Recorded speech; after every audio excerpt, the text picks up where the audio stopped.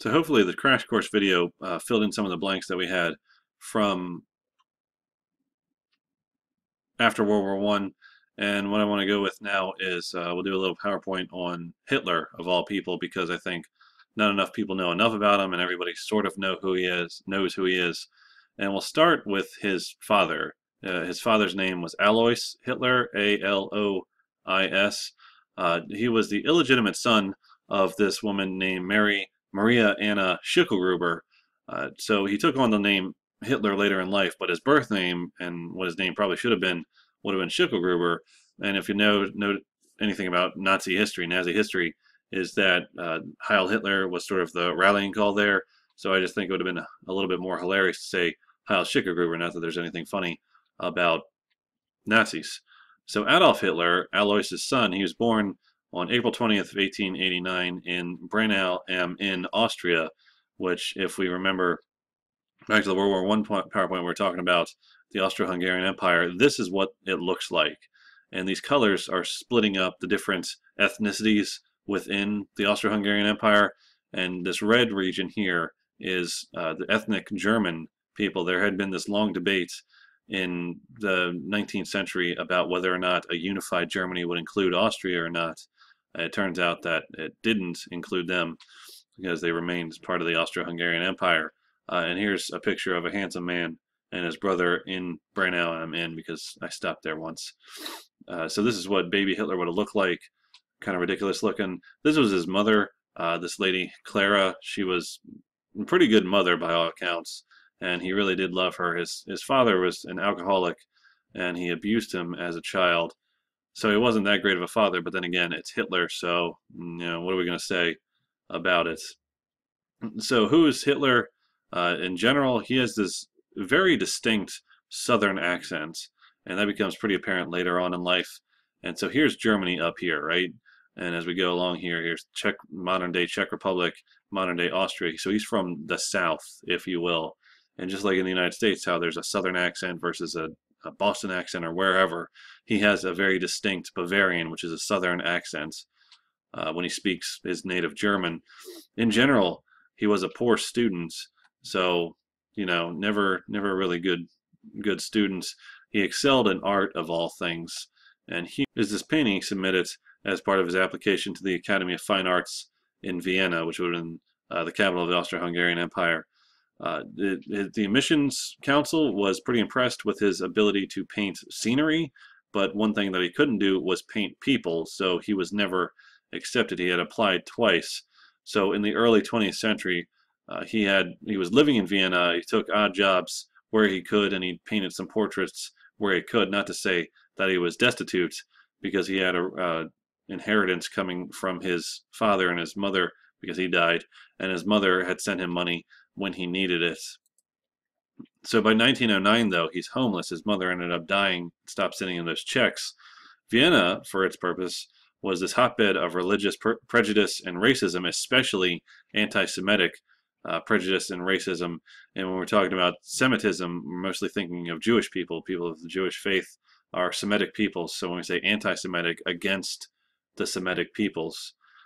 So that's what's happening in Vienna in 1909 when he's homeless and trying to figure out what he wants to be when he grows up. So what ends up happening, though, is that World War I begins, and Hitler, he never wanted to be part of the Austro-Hungarian Empire because he felt very strongly nationalistic towards Germany.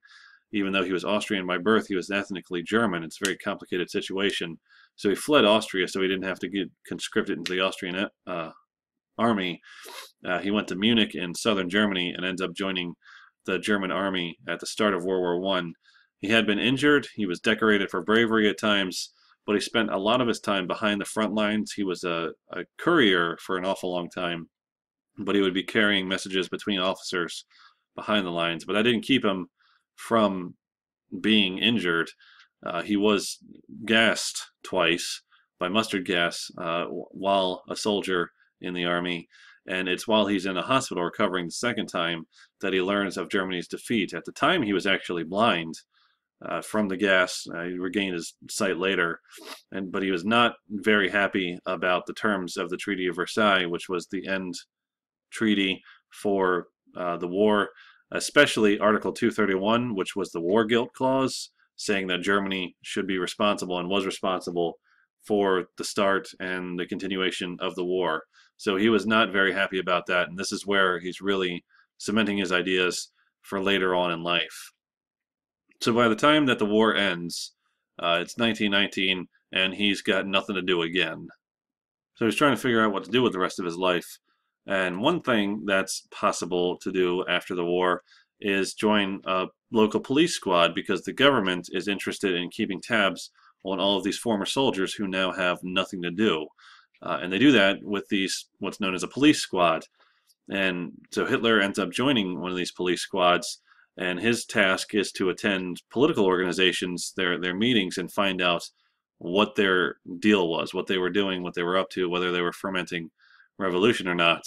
Well, one of these political organizations, and the one that Hitler ends up attending the meetings of, is this place called, or the thing called the German Workers' Party, which will become a little bit more apparent in a second, because Hitler attends this meeting for the police, decides that they have some pretty good ideas, and joins it. He ends up renaming it to the National Socialist German Workers' Party, or the NSDAP. In German, it's Nationalist Socialist, and in German is Deutsch, so the German Workers' Party, so NSDAP. It makes sense, and work is Arbeit in German. So it makes sense if you're speaking German. And we call them Nazis, but just for some more trivia as we're going along here, you would never call a Nazi to his face if you were another Nazi, because Nazi is actually, interestingly, sort of a slang term for a country bumpkin from the South. And if we remember where Hitler's from, he's from the South, he's got that accent.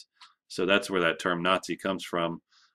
We call them that. American soldiers would have called them Nazis, but members of the National Socialist German Workers' Party never would have called another member Nazi. They would have called them National Socialist or something similar, National Socialist German Workers' Party members.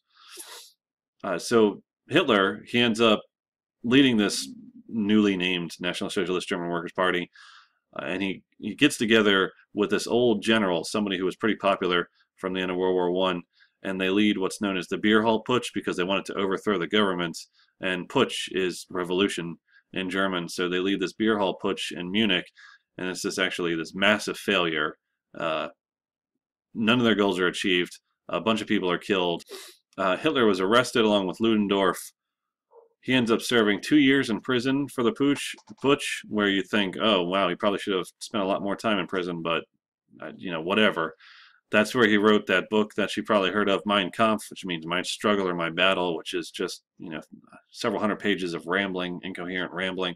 But it lays out the foundation for his vision for the coming of the what Germany is going to become. So that's going on in the 1920s. Then in 1929, we know that this thing called the Great Depression happens. The Great Depression wasn't just limited to the United States. It affects pretty much all of capitalist countries, so Western Europe especially. Germany ends up suffering massive debt and unemployment. As part of the terms of the Treaty of Versailles, they have to pay back these large sums of money to France and Great Britain and other countries that were involved in the war. So they're already doing not so great economically. And when Hitler's out of jail, he's the leader of this Nazi party. He promises to fix that problem, fix the problems of the debt and the unemployment. And interestingly enough, he is elected democratically. The Nazi party begins to win votes in the Reichstag. Here's what it would look like inside the Reichstag. Here's what it looks like outside the Reichstag, with a handsome gentleman with his hands on his hips at the bottom.